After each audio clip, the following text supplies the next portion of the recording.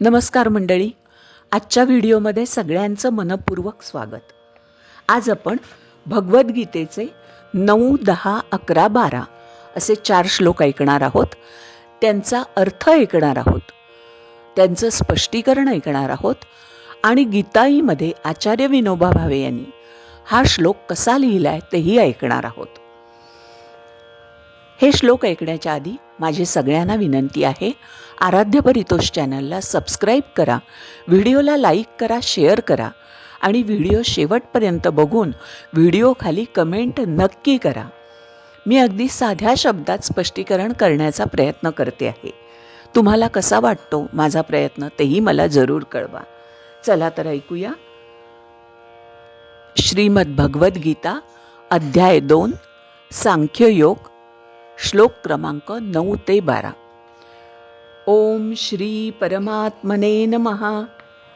श्रीमद्भगवद्गीता अथ द्वितीयोऽध्यायः. श्लोक 9. संजय उवाच एवमुक्त्वा ऋषिकेशं गुडाकेशः परन्तप न योत्स्य इति गोविन्द मुक्त्वा तूष्णीं बभूवः. संजय म्हणाला, याप्रमाणे बोलून झाल्यावर परंतप अर्जुन श्रीकृष्णाला म्हणाला, हे गोविंद, मी युद्ध करणार नाही, आणि स्तब्ध झाला. गीताई श्लोक 9. असे अर्जुन तो वीर ऋषिकेशास बोलुनी, शेवटी मी न झुंजेची ह्या शब्दे स्तब्ध राहिला.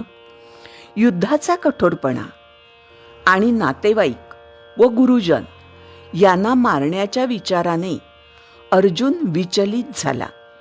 या मानसिक कोंडीमुळे अर्जुन श्रीकृष्णाला सांगतो, मी युद्ध करणार नाही, आणि तो स्तब्ध झाला. असं ह्या श्लोकाचं स्पष्टीकरण होतं. आता श्लोक क्रमांक 10. तमुवाच ऋषिकेश प्रहसन्निव भारत सेनयोरुभयोर्मध्ये विषीदन्तमिदौ वचः. अर्थ, हे भरतवंशजा, त्यावेळी दोन्ही सैन्यांच्या मध्ये उभे राहून हास्य करीत श्रीकृष्ण खिन्न झालेल्या अर्जुनाला याप्रमाणे म्हणाले. गीताईमध्ये 10वा श्लोक.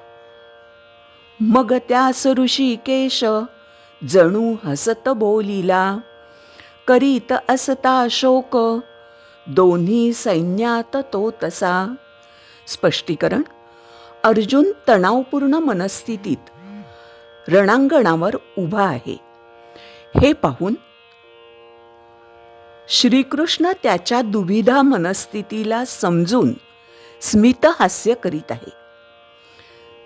जणू श्रीकृष्ण सांगत आहेत की त्याला काळजी करण्याची गरज नाही.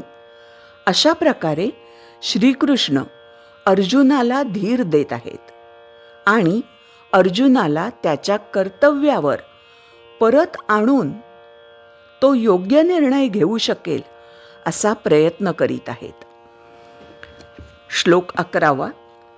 श्री भगवानुवाच अशोचानन्वशोचस्त्वं प्रज्ञावादांश्च भाषसे गतासु न गतासूश्च नानुशोचन्ति पंडितः. अर्थ, पुरुषोत्तम भगवान म्हणाले, पंडिताप्रमाणे बोलताना तू जे शोक करण्यायोग्य नाही त्याबद्दल शोक करीत आहेस. जे ज्ञानी जन आहेत ते जीवितांबद्दल तसेच मृतांबद्दलही शोक करीत नाहीत. गीताईमध्ये आचार्य विनोबा भावेंनी हा श्लोक असा लिहिलेला आहे.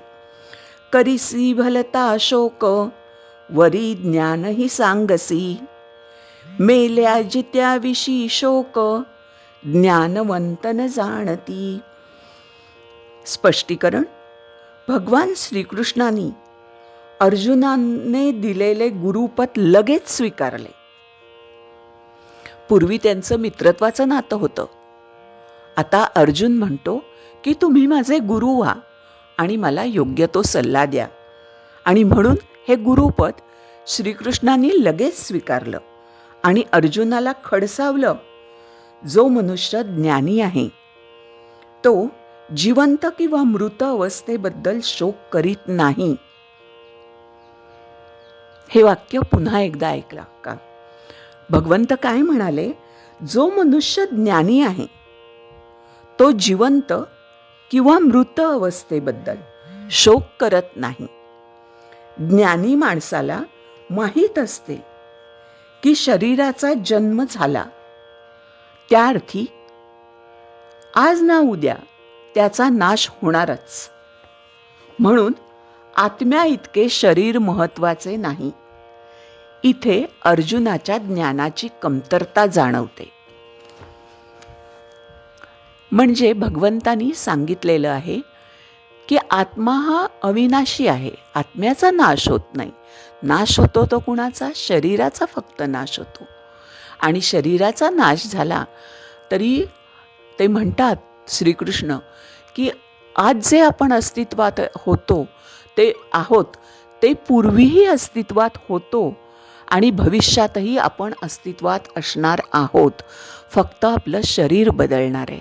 आणि म्हणून तू शोक करू नकोस असा अर्जुन जेव्हा शोकग्रस्त होतो तेव्हा भगवान श्रीकृष्ण त्याला हा सल्ला देतात. गुरु होतात आणि सल्ला देतात. चला तर पुढचा श्लोक क्रमांक 12. न त्वेवाहं जातुनासं न त्वं नेमे जनाधिपाः न चैव न भविष्याम सर्वे वयमतः परम. अर्थ, ज्या काळी मी, तू आणि हे सर्व राजे अस्तित्वात नव्हते असा काळ कधीही नव्हता आणि भविष्यकाळात आपण अस्तित्वहीन होणार असेही नाही. गीताईमध्ये हा श्लोक ऐका. मी, तू आणि हे राजे न मागे नव्हतो कधी, तसेची सगळे आम्ही न पुढेही नसो कधी. स्पष्टीकरण. श्रीकृष्ण सांगतात आत्मा हा शाश्वत आणि अमर आहे. अर्जुन व सर्व राजे हे शाश्वत जीवात्मा आहेत. भूतकाळात ते अस्तित्वात नव्हते असे नाही, म्हणजेच ते अस्तित्वात होते. आणि शाश्वत नित्य व्यक्ती राहणार नाहीत असे नाही. आणि भविष्यकाळात पण ते असणार. मी आधी पण हे तुम्हाला सांगितलं. त्यांचे व्यक्तित्व भूतकाळात अस्तित्वात होतेच आणि भविष्यकाळातही त्यांचे व्यक्तित्व अखंडपणे चालू राहणार आहे. म्हणून हे अर्जुना, कोणाचाही शोक, कोणाबद्दलही शोक करू नको. आत्मा कधी जन्म घेत नाही, तो कधी मरतही नाही. फक्त आपले शरीर बदलत असते. शरीर आणि त्याचे गुण हे नाशवंत आहेत. अशा प्रकारे श्रीकृष्ण सांगतात की आत्म्याचे स्वरूप अनंत असून त्यात बदल होत नाही. आत्मा बदलत नाही. ते जन्ममृत्यूच्या चक्राच्या पलीकडील आहे. कारण आत्मा हा अविनाशी आहे, त्याचा नाश पावत नाही असं भगवान श्रीकृष्ण अर्जुनाला सांगतात. आणि म्हणून तू शोक करू नको असंही सांगतात. तर असे होते हे आजचे 4 श्लोक. मंडळी, कसे वाटले नक्की सांगा. ह्या पुढचे श्लोक मला अपलोड करायचे आहेत. तुमच्या कमेंट्स आल्या, तुमचे लाईक आले तर मला अधिक उत्साहाने मी स्पष्टीकरण पण सांगेन तुम्हाला अजून श्लोकांचं. मला वाटतं मग अधिक सांगावं, ऐकतात लोक. तर नक्की कमेंट करा. कसं वाटलं ते सांगा. चॅनलला सबस्क्राईब करा. आज एवढंच. धन्यवाद.